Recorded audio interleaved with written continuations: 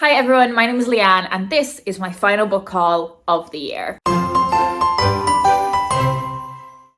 Now, even by the time you've watched this whole video, and thank you in advance for watching to the very end, you won't have seen all of the books that I've hauled in 2023. There are a couple of more hauls that I'm going to be filming in the new year, as well as doing the book acquiring tag to talk about my book buying and acquiring habits. But the book hauls I have coming in the new year are on quite kind of specific kinds of books, and this is a bit of a mishmash. So I have 5 non-fiction books to talk to you about, 5 young adult books, 3 children's books and 1 poetry collection. So it's a bit of a mix. If you want to hear me talk about some contemporary fiction for adults, particularly like romance fiction, I will leave my previous haul linked so you can check that one out as well. But anyways, I'm going to kick things off with the 5 non-fiction books. The first of those is The Woman in Me by Britney Spears. So I've already read this one and reviewed it. So I'll leave the wrap up where I talk about this one linked in the cards and in the description. But this is Britney Spears' highly anticipated memoir, where she talks a lot about her childhood, her upbringing, her early days of fame, and the severe misogyny that she faced during her early career. She dives into some of her romantic relationships and the very complicated history and ongoing relationship that she has with her family. I was very lucky to go to the launch of this book in Mrs. Riot, where we got a goodie bag of Britney stuff. There was great food, there was great drinks, there were drag and burlesque performances. It was amazing. And I immediately started reading this on the tube home and flew through it. I think if you are a Britney fan, I mean, you're really going to get on with this. Like, I really enjoyed the insight into her life, and I was left with this overwhelming feeling at the end of the book that I just want this woman to have peace for the rest of her life. A couple of months ago, I went to a Pride event that was hosted in the Hachette offices, which was amazing. I met so many great people, and there was lots of brilliant books to take away, and 3 of the books that I'm going to talk about in this haul were books that I got at that event. And a non-fiction book that I picked up was By the Way, The Bisexual Guide to Life by Lois Shearing. So this is pretty much kind of self-explanatory. It is a book about bisexuality.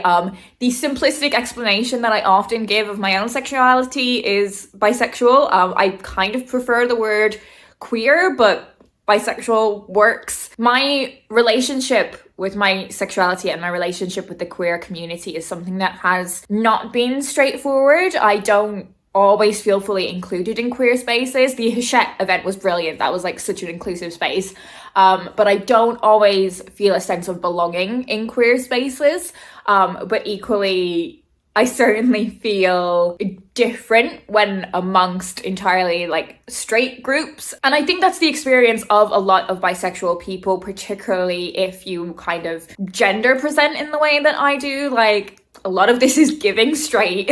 So I'm really keen to read this book that is specifically about like the bisexual experience and what that's like. This book I love. It's called Butts, A Backstory by Heather Radke. My understanding of this book is it's basically like, I mean, it is kind of an exploration of the history that butts have played in like culture and pop culture, but also the role that the derriere plays in larger ideas like power and influence, about liberation, how the history of the butt intersects with race. And I mean, this book is just up my street in like lots of different ways. I really like books that take something very specific from culture and really focus in on the role that it has played. But I also really love books that are exploring themes of sexuality, particularly like women's bodies. So I'm very excited to read this one. This next book is one that I'm really surprised that I don't own a copy of until this point and haven't read yet. But that is the Bookshop book by Jen Campbell.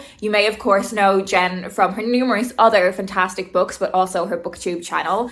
And this is one of her earlier books, I believe, that is just kind of little bits of information about lots of bookshops around the world, the things that make them unique. And yeah, it's just a book about bookshops. And I love that. Like, there's lots of books that I've read about books, about reading, about bookshops that I really enjoyed. So I think this is going to be a really cozy reading experience that I will enjoy. This next book is one that I have read before, and that is Mouse by Art Spiegelman. This is a graphic memoir from Art Spiegelman, but also looks at his father's life as well as his own life. It's a book that centers around the Holocaust and the impact that had on his father's life. So his father's memories of that horrible, horrendous experience, but also how those experiences shaped him in his like more modern life. The artwork in this book depicts the Germans as cats and Jewish people as mice. And it's just a really powerful way of telling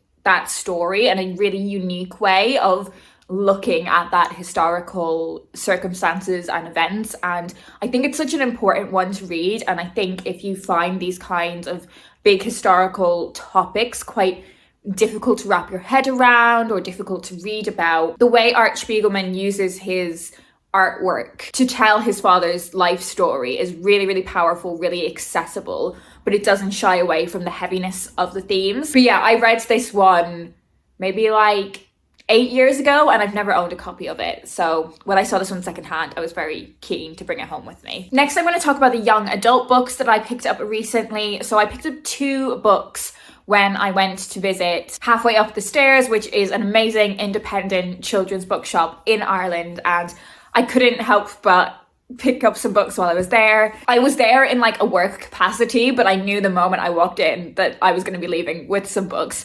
And the books that I decided to pick up were Truth Be Told by Sue Divin. So I read Guard Your Heart a couple of years ago and I loved it. I thought it was absolutely brilliant. And I'm really surprised that I haven't picked up her follow-up book until now. So this is set in Northern Ireland in 2019. It is about 2 girls that live on different sides of the political divide in Northern Ireland. Their lives are very different, but when they come face to face, they realise that they are almost identical. And as they try to uncover the truth behind why, they end up unraveling more and more about their identities than they could have realized. The second book I picked up was Grapefruit Moon by Shirley Ann Macmillan. This is published by Little Island, who are one of my favorite Irish publishers, if not my favorite Irish publisher, just full stop. I'm quickly going to read you the blurb for this one because I had never heard of this book before I went into the bookshop, and that's what I love about independent bookshops. It's like how curated they are, and I always find a book that I've not come across before when I go to an indie. I mean, the cover with these grapefruits also massively drew me in, but I will read you the blurb. How far would you go to fit in? Wealthy, popular Charlotte and quiet Drew from the council estate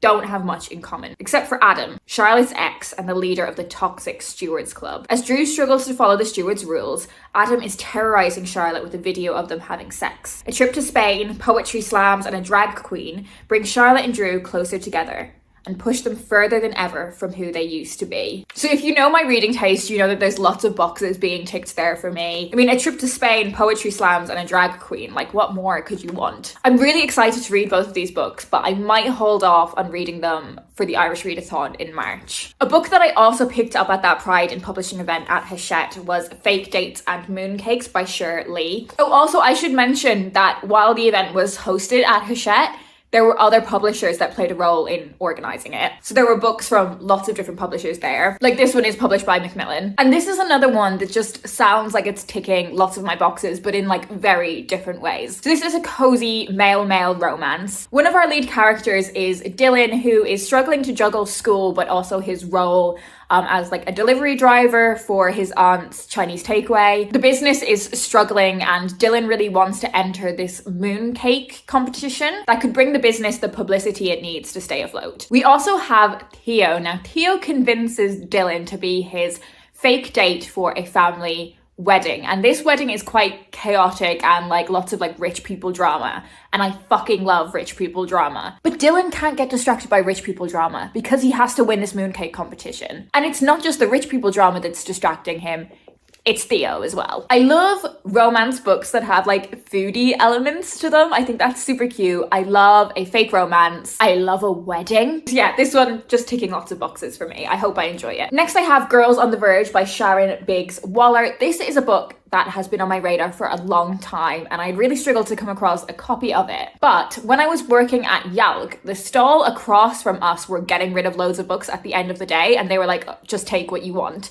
So I took this and I was so excited. It felt like the book found me. But this is a book that is about teenage pregnancy and female friendship. So we are following Camille, who becomes pregnant and knows exactly what she wants to do. I'm assuming that is get an abortion. She cannot tell her parents about this, and her best friend B does not agree with the decision that she's going to make. So Camille has to try and solve this problem on her own, and when she is really vulnerable, she ends up reaching out to a girl called Annabelle that she barely knows from theatre, and Annabelle agrees to take her on this like road trip, basically, to take Camille to where she wants to go. I'm guessing this is set in America. And very last minute, B decides that she is also going to come along. So there are lots of things about their friendship that is going to be tested on this 1,000-mile long journey that they're going on together. It's a very short book, but one that I'm expecting to make a real impact on me. This is a topic that I'm very interested in. Growing up in Ireland before the repeal of the 8th Amendment, the topic of like what you would do if you had an unwanted pregnancy was something that we thought a lot about growing up when we were teenage girls. So it's a topic that feels very close to my heart. And the final young adult book I'm going to talk about is Suddenly a Murder by Lauren Munoz. So this is a young adult like mystery thriller book that I picked up in the lead up to Halloween and just didn't get around to reading. So this is about a group of teenagers, and our main character is Izzy. And to celebrate the end of high school, Izzy joins her best friend and 5 others for a luxury 1920s getaway at this really like glamorous manor. They are partying in vintage dresses. There is like scandals and secrets that unfold, but it all feels like very much fun and games until someone's boyfriend shows up